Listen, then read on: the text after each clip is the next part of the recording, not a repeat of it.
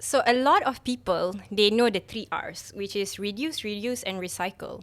But there's actually a more important R first. Can anyone of you guess? I think you know the answer. Refuse. Yes. So Refuse. the Yeah, first refuse. R is to refuse. So whenever you go to grocery shopping, they were like, "Do you want plastic?" You say no. Or if you're going to get a cup of coffee, say, "Hey, reusable tumbler." Hi guys, we're back again with another podcast for Aspire Plus, and today I'm here with Team CIMB, and I would like you guys to meet them. Go ahead and introduce yourselves. Hi guys, my name is Benjamin. I'm with the Sustainable Finance team at Group Corporate Banking. Hi everyone, my name is Zuleika and I'm from Group Sustainability. Hi everyone, my name is Aliza and I'm from Sustainable Finance in Group Commercial Banking. There you have it. We have Team CIMB right here with me today. So we're going to talk about sustainability, which I know you guys have a lot to say. But first and foremost, I kind of want to know, describe sustainability's job role in CIMB in like one word or like a catchy slogan that you have in mind. Well, for Sustainable Finance, Yeah. for me, it's where green meets gold. So Okay. I think What does that oftentimes, mean? yeah, oftentimes it's a perception that green or eco is not profitable. But as a bank, whenever we look at projects to finance, it has to be profitable as well. So yeah. So where green meets gold is for me. But shaping a sustainable legacy, that's something that I hold dearly in my heart. Nice. Cool. What about you guys? All right, for me, I guess the sustainability job role for me is it's fulfilling. So I do go home every day feeling like, I'm trying or at least heading towards a way of like making a difference in the world. Yeah, of course. I totally agree. Yeah.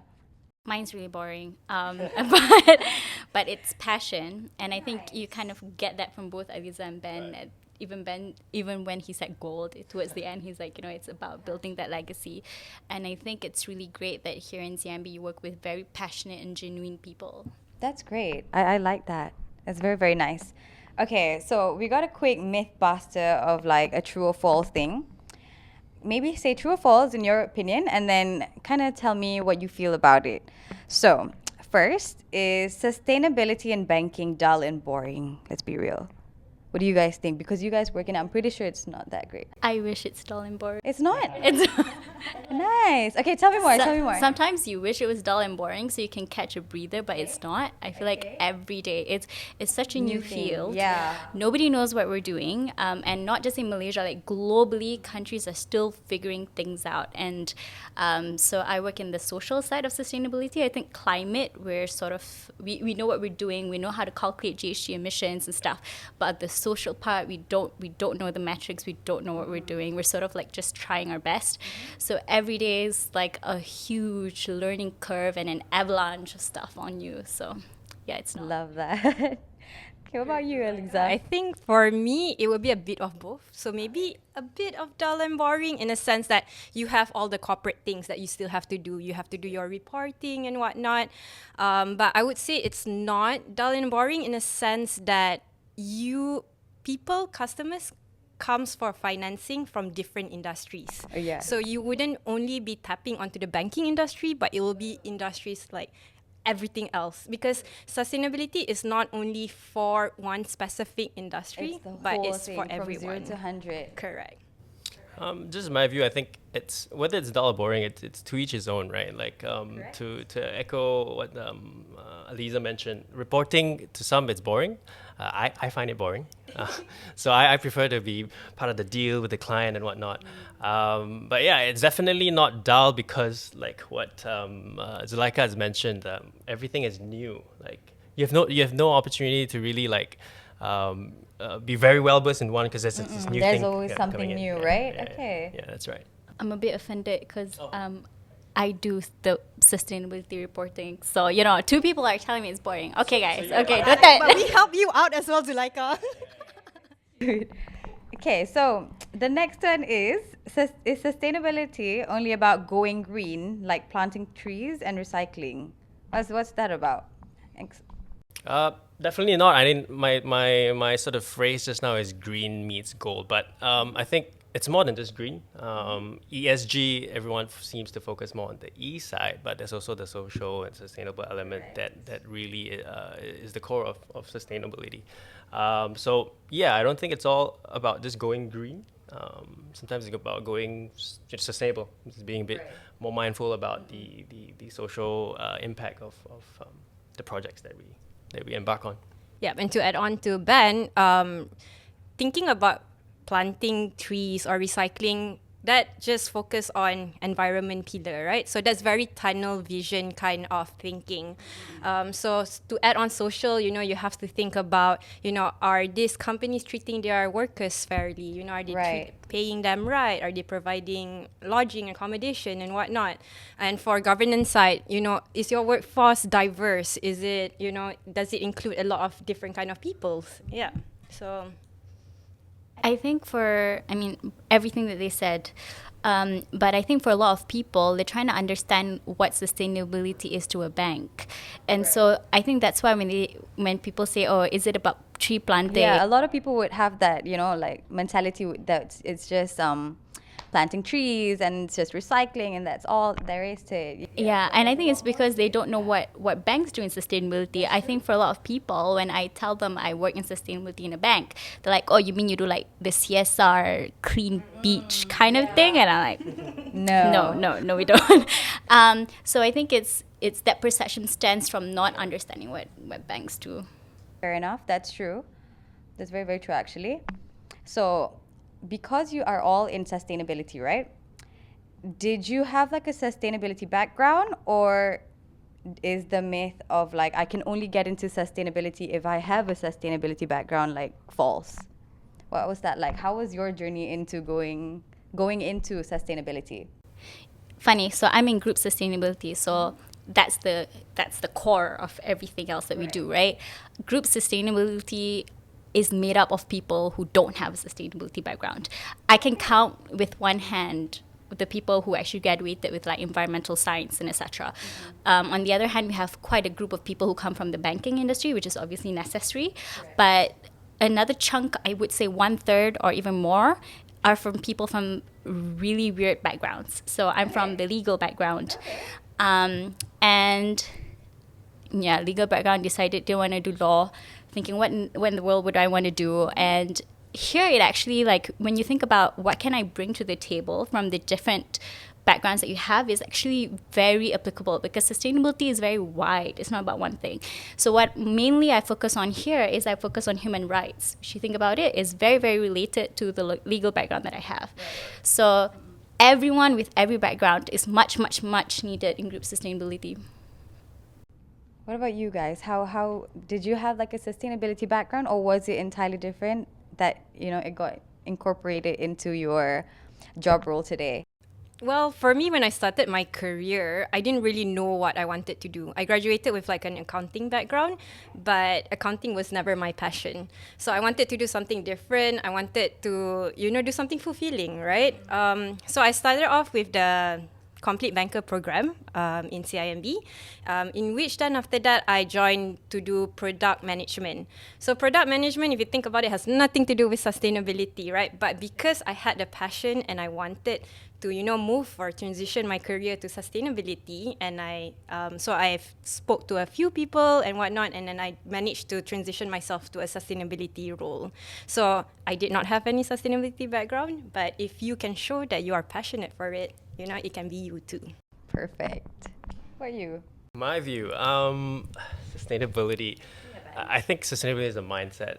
correct. I'm not saying it because it sounds cliche, but I think because since sustainability is quite new in the banking space, right? And I think one of the reasons why there is such a department, such as my own, is to really embed those sort of mindset within the bankers, right? So I think ultimately, my goal is to make myself as redundant as possible. Okay. Because ultimately, sustainability as a mindset should be with everyone. Everybody, correct. So yeah, that's Okay, so from this, we all know that it's false. Like, you can be from any background to be in sustainability, but you kind of have to have it in you. And as it should, everybody should have it in them, right? Okay, So, can you describe projects or initiatives that someone in sustainability would be involved in? All right, I'll go first, I guess. So because I'm in group commercial banking, our main customers are small, medium enterprises, right? So my role is actually to advocate SMEs to drive or start their sustainability agenda. So we realize that SMEs, their mindset are not green, or at least they have like a lot of things to think about, and they're not necessarily big. So they wouldn't have like someone who specializes in sustainability, right? And so they need all the help they can get. And so that is where we come in, and we would help them in terms of capacity building, in terms of, different kind of preposition or financing that is green related, and sort of to, help them to drive and go on with their sustainability journey. Is there like a recent project that you worked on to kind of instill this? Yes, because I kind of joined this role about a year ago. So there is this preposition called Green Biz Ready that has been around since 2021. Okay. And Still then quite new, fairly new, still, yeah. Yeah, still fairly new, definitely. So we are trying to get more SMEs to be more green. Nice. So how exactly does that work? What's like the process like for that? So right now, firstly, that we would want SMEs to do is to basically have knowledge or build what they know. Because so we actually partner with an associate, a sustainability boutique clinic, Okay. where we can actually offer complimentary, sustainability advice to them through this other program, and then they can join, and then they can sort of see where they are right now. And then if they are somewhere here and they're like black or not green, how can they transition to go to green? Perfect. That's actually really good. So because I'm pretty sure there's a lot of like companies out there that don't know what to do and how to navigate their way through this, and that's a really good project to work on. What about you guys? Any recent projects that you're working on? You go group sus first. Let's go. Exciting. So I'm just going to focus a lot more on human rights because that's what I lead on. So I think the first thing is very regional. Again, group sustainability HQ in Malaysia, but we look over the entire region. So there's a lot of so we rolled out our group human rights policy in 2022. So, but because as group, there's a lot of work in localizing that in all of the other regions in across the region in other countries as well. So there's a lot of, that's the interesting part, learning about the different risks of human rights risks that you have in these different countries, what are the local issues and concerns that they might have, and how do we adapt. So that's one big project that we're doing. But also when people think about, what are human rights issues, a lot of it in a bank, the risk doesn't come from us in our own operations. It's from the financing that we do. So for example, this year, there was a lot of work in helping our clients manage their own human rights risk. So this includes, hiring trainers outside. So we're paying trainers to give this free training to our clients and etc. so that they're able to do their own human rights due diligence, they're able to have their own policy, they're able to have their own grievance mechanisms. So I think there's a lot of things that people don't see, the things that banks do. It's like our impact is outside. Correct. And therefore we always have to do more. So for example, if I'm a normal company where my impact is not from my clients, I only have to focus on my operations. But for us, we always have to think about what our clients doing. Both side by side. True. Okay. That's great. All right. I'm going to What touch. about you, Ben? Yeah, I'm going to your touch a turn. bit about a banking product. Okay. So it's a bit more relatable, but more so in a corporate setting, right? So one way that banks can play a role in advancing sustainability is through our financing. In the sense whereby we, in a sense, incentivize our clients to achieve certain sustainability performance target that are ambitious. Okay. So we push them to, we push and also assist them in their journey, Right. to achieve ambitious performance targets, such as reducing their electricity usage, thereby reducing their GHG emissions, and in return we give them a better rate, for example. So that's a role that banks can play in incentivizing, motivating, or driving the industry towards a better sustainable performance. Yeah. Nice. So it's more on the product side of things. Yeah. So those are like how many? So are there like a lot of products that you kind of? So the other exciting bit is also the developing of products. Okay, yeah. How does the process go into developing a product for this? Oh, Is it because somebody said it, or like because you kind of collectively realize this is a product that we have to make? How does it go? so there are some, I suppose we could look to the West as Okay. well Oh, of what's sure. existing. Okay. But at the same time, we also have to take into consideration the local nuances, right? So there are some I mean, creative. either ways, yeah. you kind of have to find inspiration and like whatnot. Okay. Yeah. But it's a lot to do with actually engaging with the clients Okay. to know what they need, how can we support them. We can't, like in the context of sustainably linked financing, for example, we can't set a target that is not practical. Correct. So yeah, something that's achievable, but at the same time ambitious. With the likes of Green Beast Ready, our capacity building programs, that's where we could assist them as well in their journey, in their sustainability journey. So yeah. I like when Ben said you need to look at your clients when you're developing products, right? Because a big part of what we're doing is also making banking accessible to people. True. So that's a lot of putting your ears into the ground and understanding the realities of people and why certain things are not, why, financial products are not accessible to them, and how do we go around about that while still managing our risks.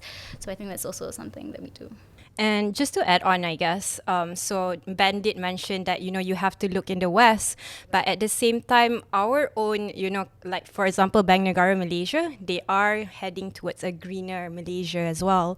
So they have developed like green financing funds for the likes of like low carbon transition facility and whatnot, where Okay. they give better, interest rate and whatnot. So it's not only us at CIMB, but it shows that Collectively, all the banks are- collectively yeah. international, in Malaysia are working together towards a better, Malaysia. Great fact, guys. It's a very, very great fact. So, what are your thoughts about sustainability efforts being deemed as greenwashing? So, what I are your think- thoughts on this? Yeah, I think people expect corporates to be perfectionist, Okay. and we're not. And so this is for one example, right? CIMB has a policy to exit coal by 2040. And we were quite early to do this because this has been for some time. But when it came out, we got bashed because we were still financing coal. And then, but what people don't understand is you can't pull out of financing You're right. Immediately. Immediately. I mean, it takes time, right? It takes Yeah. time, and banks genuinely are trying. But when every time we take a step front and people are bashing us, it actually stops bank from wanting to become more sustainable. So one example is this is in the UK. So I forgot the name of the bank. Maybe I shouldn't be saying the name of the bank anyways. But yeah, but there was an example where a bank was being bashed, not just by the media, but they were also sued because they put up an advertisement of a green product that they had, while at the same time still financing coal in other countries. And again, Wow. So it's like false advertisement kind of thing. yeah, but the thing is, it wasn't a false advertisement. The product was green. It does exist. It's just that the bank was yet to be perfect.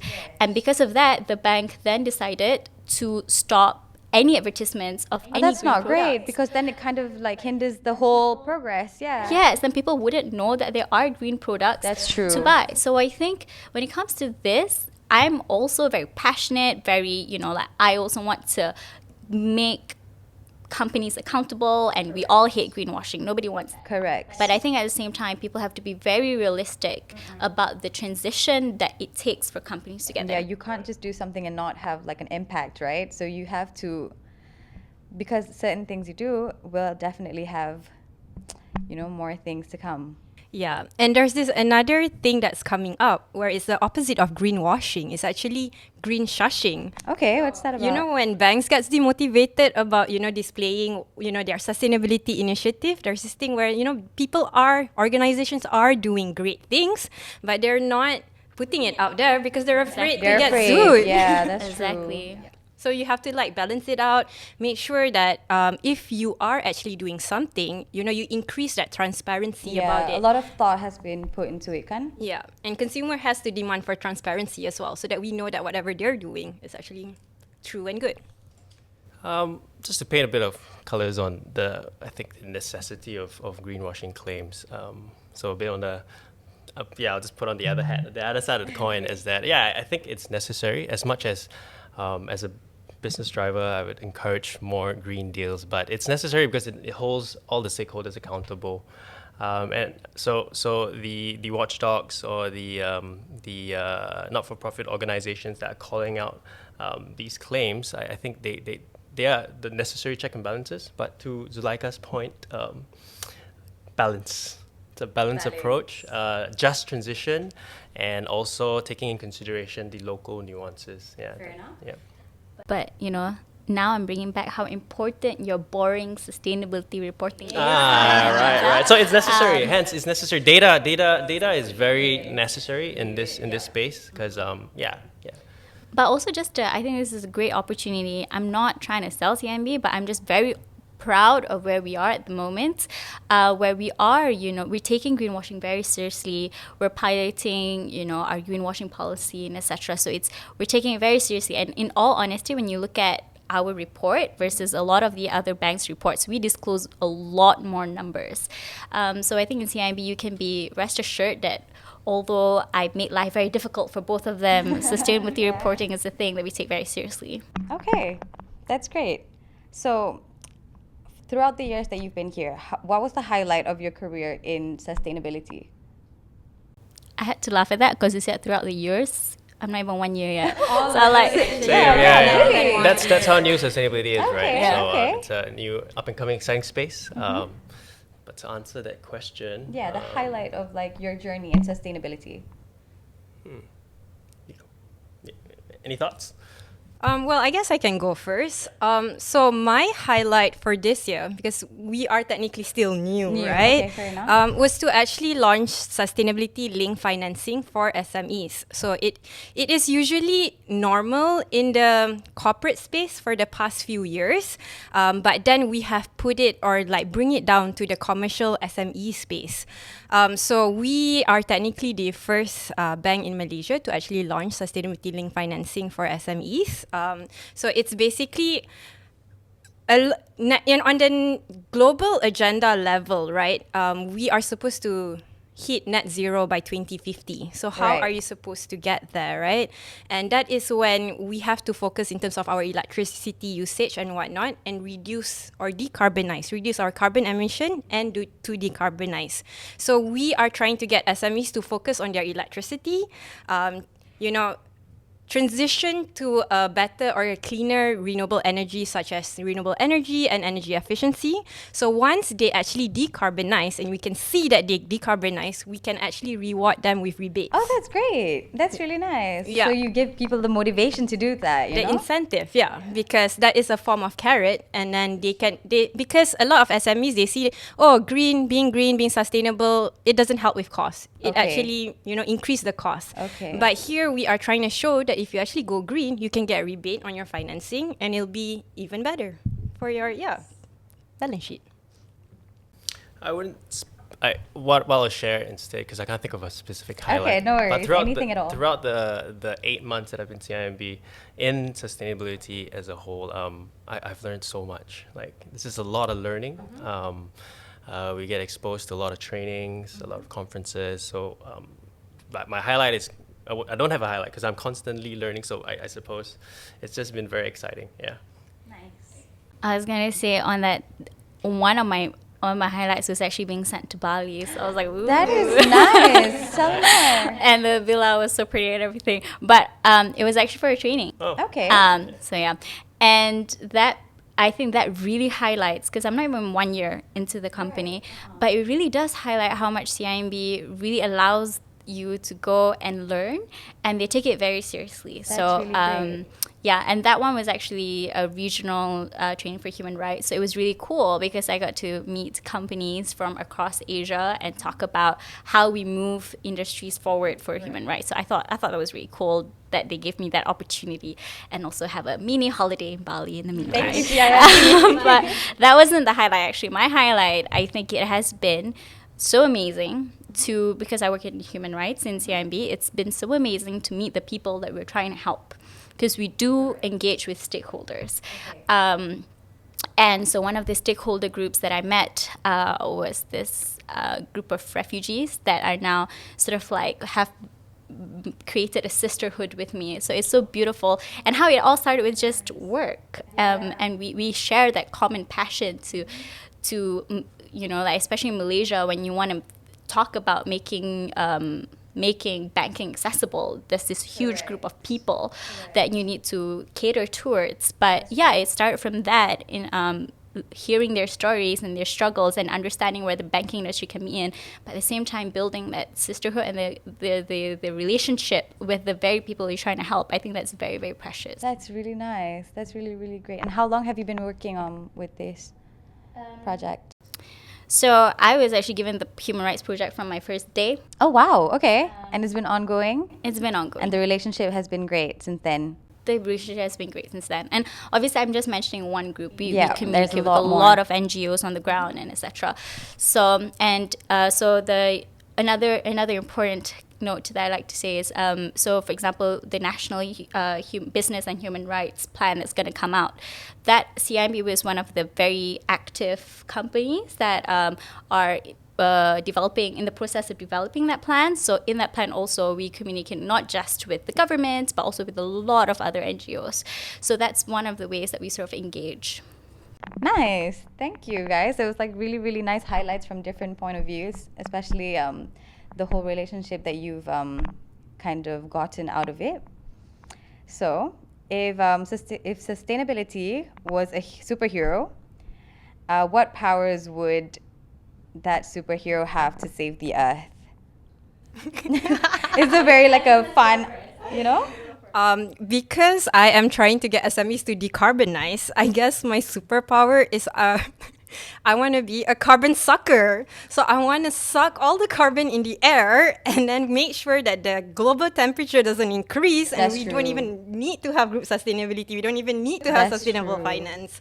But I guess carbon is just like one side of it. That's still tunnel vision, right? So you would need to think about other things as well. So maybe carbon waste, but that plastic saves a lot as sucker. well already, Yeah. She was very energetic about it. I thought about this. What about you guys? Well, I had an answer earlier on, but then I kind of changed my mind because I asked myself, like, what triggers me the most, triggers in a positive way. Because I think personally, waste is something that I hold dearly to my heart. So in my journey in sustainability, how I started feeling strongly about it is whenever, for example, my cup, I used to buy coffee and it's disposable. So the single use, right? So whenever I throw it, like I start having emotions of like, oh, where would this go? Where would this be? Where would this end up? So if I would have a superpower, or rather, I would hope that everyone would sort of begin with the end in mind whenever they consume something. So that they would have like a vision or a flash of like, oh, nice. Where would this end up? And that would sort of just change their behaviors. And that's true. So yeah. So the mind games then, more of the mind games. Mindset. Mindset, true, yeah. That's right. Yeah, now see, everyone's making my answer sound boring. But I would like to touch, same as Ben, waste triggers me a lot. Right. And one of the thing, actually, it's really sad. So this is a fact a few years ago. So can you imagine, it would have gotten worse by now. But in Malaysia, during Ramadan alone, in one day, we wasted enough food equivalent to feeding every Malaysian one nasi lemak.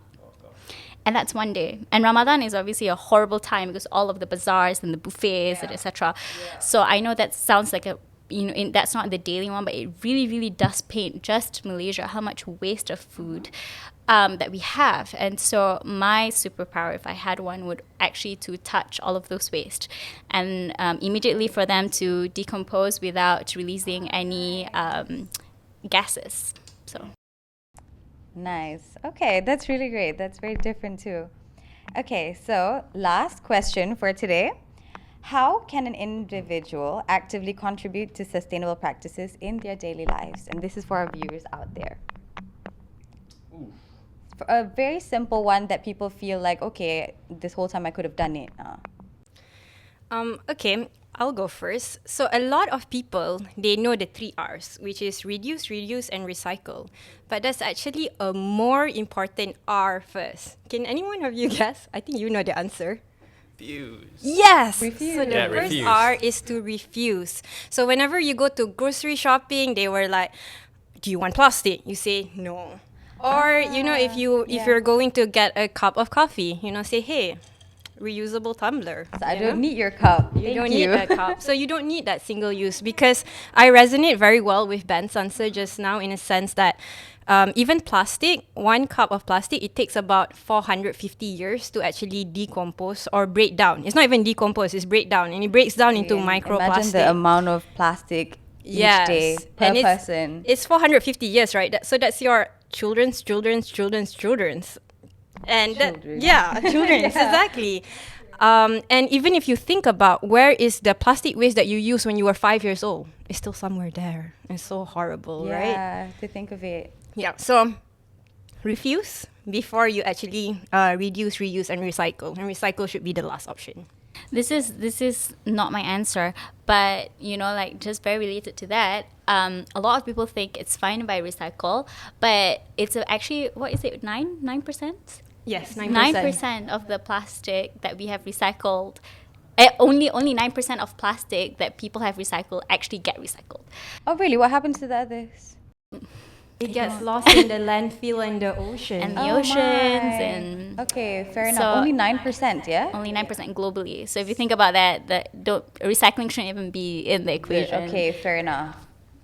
And to recycle everything, I guess it would take a lot of financing, a lot of effort, a lot of resources. So why are we heading towards that direction when you don't even need that? Need it in the first place. Correct. And also, people don't realize that actually recycling is very difficult. And most people don't know how to recycle. So you kind of affect actually the entire bundle. So for example, if you forget to wash your milk cup or whatever and you throw it in the bin and everything else gets infested in like maggots and everything, they cannot recycle that. So everything is thrown. Okay, fair enough. Yeah, of course. So yeah, we don't do that well. So that shouldn't be an option. Okay, what about you, Ben? I'm gonna stick back to the mindset again, right? Okay. So just be a bit more thoughtful whenever we consume.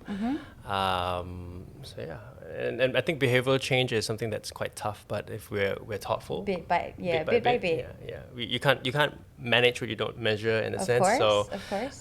be a bit more mindful with what you're consuming, your commute to work. How could you optimize that? Right. So gamify your life in a sense as well. Right. And you get fulfillment from there. Yeah. I would just like to, again, I don't feel like I've been giving answers at all. I've just sort of like been No, it's great. But actually, right, in reality, because your question was what simple sustainable practice people can do in their daily lives. Everything is simple. Nothing is difficult. If you think about it, like recycling. There's so many recycling. Okay, I know I said just now recycling is difficult. I just meant that most people don't know how to recycle, right? So, but if you think about it, it's just, saying no to plastic straws, say bringing your own bag to the grocery store. Like all of these things are actually so simple. They are. And actually, for example, so I've started going vegetarian, so I don't cook meat. I only eat meat during Raya because who can say no to the rendang? Nobody. Okay, I was wondering there for a minute. But it really saves me money because you're eating tofu, which just costs you RM1.40 for one pack, and there's 2 in there.